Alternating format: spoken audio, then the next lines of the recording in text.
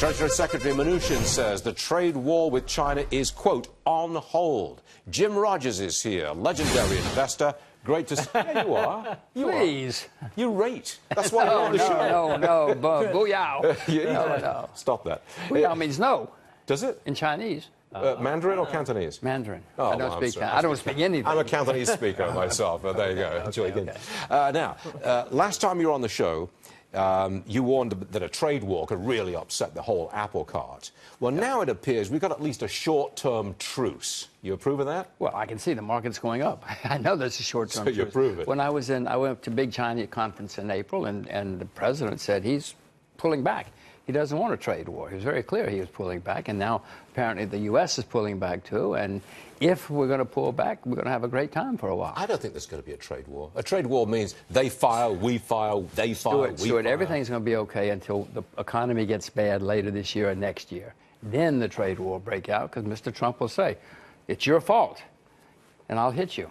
You think? I know. What do you mean you know? Don't you watch Fox News? Don't you know what Mr. Trump says every day? Don't you watch Fox Business? I do when I can. It's not often. I live in Asia.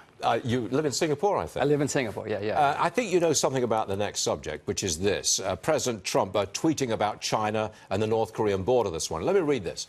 China must continue to be strong and tight on the border of North Korea until a deal is made.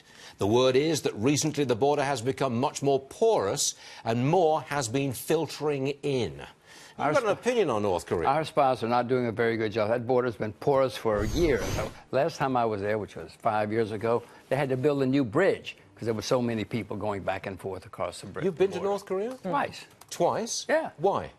I wanted to see if I could invest. I wanted to see what was happening. The kid is making very dramatic changes. The kid as in Kim Jong-un? Yeah. I don't know his name. I call him the kid. But you think he's making changes where a foreign investor would be allowed in and to keep his money and make some money? Not yet, because he will let me in, but the Americans won't let me in. I'm a citizen of the land of the free. You are misreading Kim Jong-un.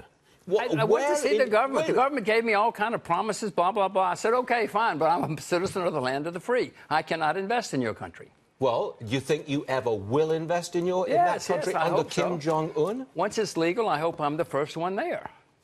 What would you buy into? They don't have anything. Tablecloth, soap, electricity, anything you know about, they need.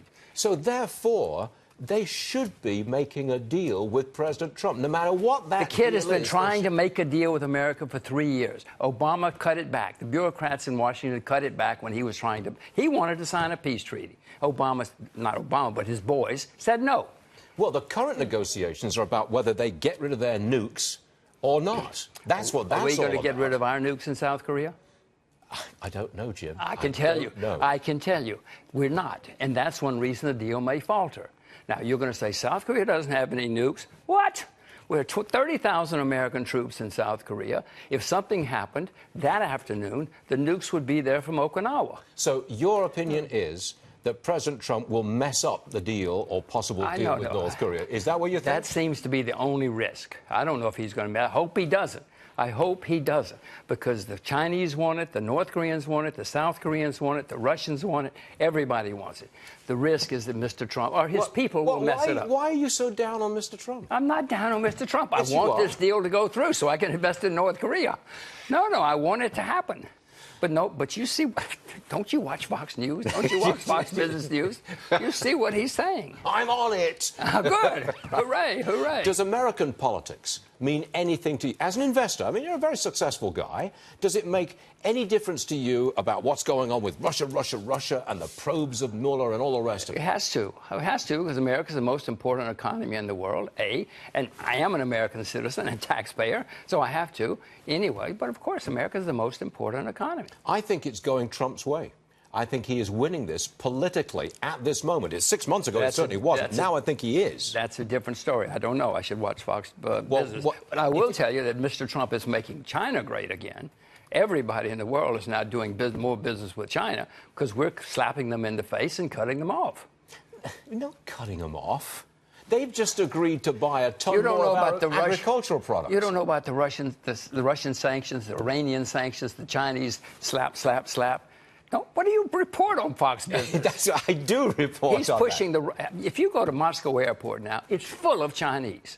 5 years ago, if you went to Moscow airport, you couldn't see a Chinese. Now they're everywhere because they're all being pushed together by Mr. Trump and his policies. And you think our policy vis-a-vis China will fail? I didn't say that. I didn't say that. Well, what do you think's the end result? I hope then? to goodness, because America and China could just dominate the whole world if we work together. We have the two largest economies in the world. We could do anything we wanted unless we get into a fight. And somebody in Washington seems to want to fight. Not me. I want America and China to boom so we can all get rich. Wouldn't you like to be rich?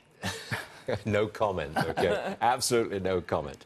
Now, you live in Singapore, I think. Yes, I do. Now, the Singapore Wealth Fund, what's it called? Temasek? Three, but okay. Yes, okay. Temasek. And they have been selling, I think, they've cut their holdings in Goldman Sachs, Morgan Stanley, Amazon. Do we make anything of this? Because that's a giant national wealth fund. It is. It's one of the largest sovereign wealth funds in the world, and somebody at that firm says, oh, they've gone up a lot, let's sell. Whether they're doing the right thing, I don't know. I'm not investing much in the U.S. because the U.S. is making all-time highs. Stuart, you buy low and sell high. I know your parents taught you that. So I'm buying Japan. I'm buying China. I'm buying Asia because those stocks, the Japanese stock market is down 50% from its all-time high. Yeah, well, that's low. The Chinese stock market is down 40% from its all-time high. That's low. Most of our viewers don't think in terms of putting their money into the Japanese stock market or any other stock market except America. Don't you put any money here? Not at the moment. It's making all-time highs. Really? You don't have money in American Virtually stocks? None. Virtually none. Stuart, I want to repeat, these other markets are down 50%. That's much cheaper than a market making all-time highs. Are you in the money on the investments you've made in the Japanese market and elsewhere in the world? Yes, because I've invested there several years ago. My gosh. I'm embarrassed how much money I'm making in Japan. I make plenty of mistakes. Don't think I don't make mistakes. What do you do with it all? You're a very wealthy guy. You want to hear about my first wife? I make horrible mistakes. Oh, my God. We could do a series on talks about my mistakes. My first wife. You're worth hundreds of millions of dollars. I'm not either. I'm a simple person from Alabama. Okay, so what do you do with your hundreds of millions of dollars? What do you do? I have to pay the rent. I have two little girls. No. What do you do? What is your goal? You've made a ton of money. You and I are about the same generation. I mean, we're late in life. You think I'm as old as you?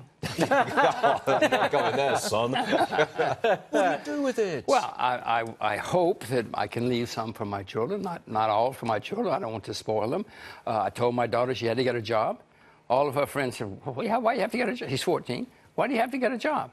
You know what? I thought she would go to McDonald's and make $8 an hour. She's teaching Mandarin and making $25 an hour. She's a lot smarter than I am. A fine offspring. She's a lot smarter than I am. Do you speak fluent Mandarin, Mark? I barely speak English. The self-deprecating legend of the investment world, Jim Rogers. It was a pleasure, though, Jim. I'm delighted to see you. Thanks, Dad. Great to have you. Good stuff.